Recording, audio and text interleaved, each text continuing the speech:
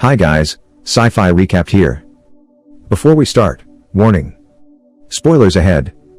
Today, I'm gonna explain an intriguing and mind-blowing science fiction movie from Black Mirror Seasons 3, called Hated in Nation.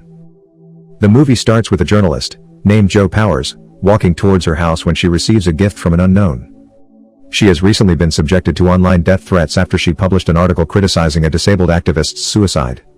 The scene also shows that her room window is left open. Karen Park, a London detective chief inspector, is watching a TV show when suddenly gets a message and directly comes to the crime scene. At there, she meets Blue Coulson and Nick Shelton. Blue is tech-savvy and ATDC, the most junior British police officer in the Criminal Investigation Department. And Nick is a police officer that works under Karen's instruction. Jo Powers was found dead with her throat cut at her house after the horrendous post about a wheelchair woman. The crime scene looks like hell of a struggle and they found her husband slashed across the stomach and taken to the hospital. The detectives can't find any points of entry. They find a cake sent from Hader and send it immediately to the toxicologist. Karen also commands her team to do a full autopsy on the corpse. Blue suspects her husband as a culprit and Karen thinks cutting the throat is unusual. The next day, Karen finds Nick and Blue watching at CCTV and claims that no one came in or out at the time of Jo Powers' death. It means that it's just her and her husband in the house at that time. Blue continues to collect every threat or insult leveled at Jo Powers over the previous 48 hours, but Karen claims that internet stuff drifts off like weather, which people don't mean what they are posting. Suddenly Nick approaches them and says that the husband is already up and talking. They proceed to the hospital to get his testimony.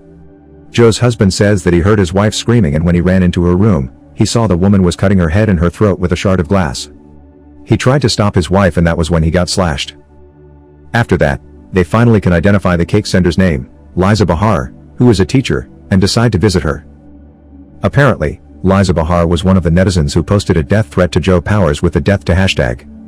She explains that the hashtag is just a game where you insert the name of someone who's annoying. At that moment, Karen receives a report from the toxicology that the cake is clean. They give the teacher a caution for Offensive Communication Act and then leave the school.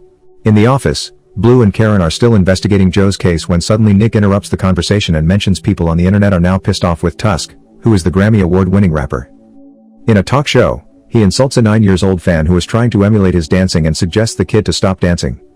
While scrolling, Nick also finds one of the hate posts with the death to hashtag. Night arrives. Tusk walks towards his car and is offered a cigarette by one of his pals. Suddenly, he falls while screaming and holding his head like something has got into it. After being picked up by ambulance, he still can't stop screaming, thus the nurse has to sedate him. In the hospital, he is brought to a room to undergo an MRI scan. However, during the procedure, the strong magnet from the machine pulls out a small bee device through his brain and eyeball, killing him instantly. The next day, Karen and Blue visit a doctor to see Jo Powers' autopsy result. The doctor explains that there is a hole, like a tiny tunnel, that goes all the way from her ear canal to deep in her brain. To be exact, the part of the brain where the hole ends is the dorsal posterior insula, which is basically the brain's pain center.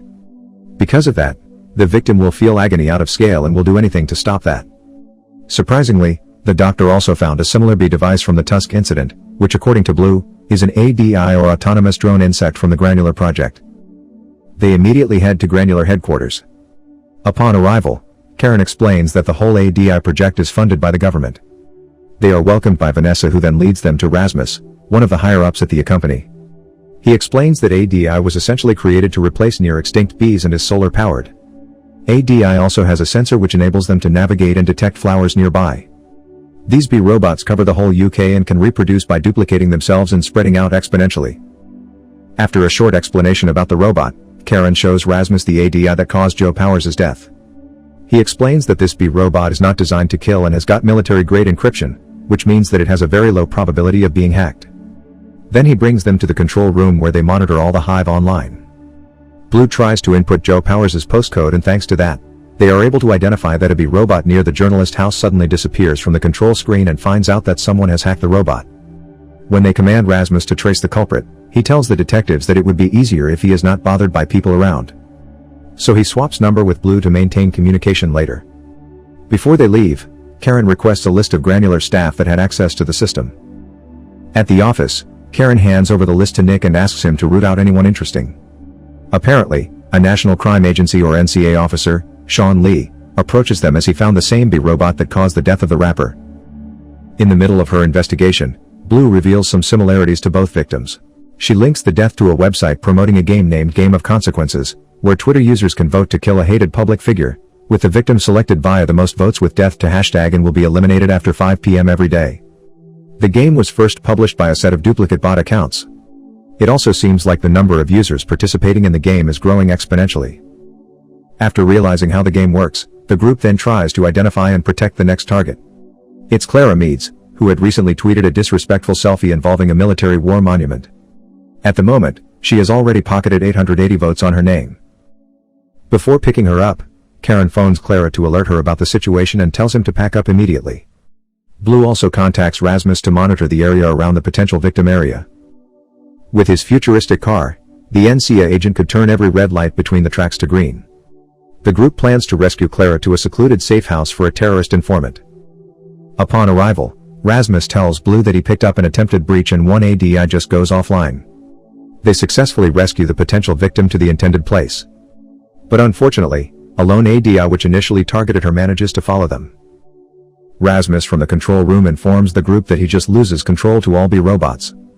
Suddenly, thousands of the ADI are approaching the safe house and trying to reach the victim. Eventually, a swarm of ADI find every unprotected opening and one ADI finally locates Clara and burrows into her brain. Clara dies in agony, while the detectives remain unharmed.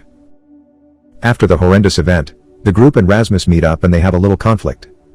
Blue deduces that the B-robots must find their targets using advanced facial recognition, which is only possible if Granular has access to government records.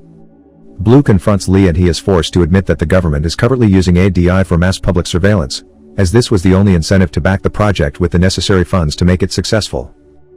The usage of death to hashtag grows rapidly after the public learns that the game kills people. The situation becomes more critical as Tom, the Chancellor of Exchequer, climbs to the top of the most hated list. In the meeting, he begs to shut down the system for one day. But, Lee argues that if they shut it down, he will still be number one, so it will make no difference. Lee proposes a plan to move the Chancellor to an underground bunker and knock out every hive and bees within a 10-mile radius. But the plan doesn't seem effective. Karen interviews a former Granular employee who attempted suicide after receiving online hate, who then reveals that her flatmate, Garrett Scholes, an ex-Granular employee working on ADI, saved her life.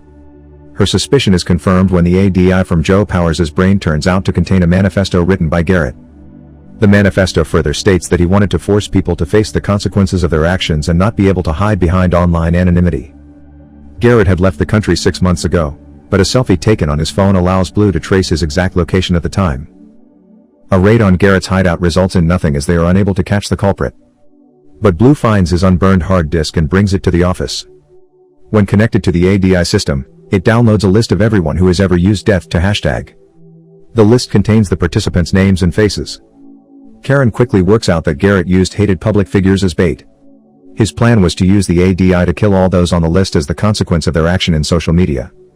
Blue and Rasmus try to find a way to shut down the system, but Karen thinks Garrett has led them into a trap and that the deactivate function may actually be the command to kill the targets. Against the detective's opinion, Lee triggers the system. For a brief time, it appears that Granular has regained control of the system, but ultimately Karen's theory is proven correct and the ADI are automatically sent to kill the 300,000 people who use death to hashtag. After the horrendous event, Karen explains at the hearing that Blue went missing and is presumed to have committed suicide. She is then allowed to leave, as Nervous Lee takes her place. Karen herself has become a public hate figure because of the case. At the end of the film, she receives an anonymous text from Blue, who is still alive and secretly working with the detective to track down Garrett Scholes. Blue has found him and tells Karen they have finally got him. Subscribe to watch more videos like this, turn on notifications, and leave a like to help the channel out. Thank you for watching.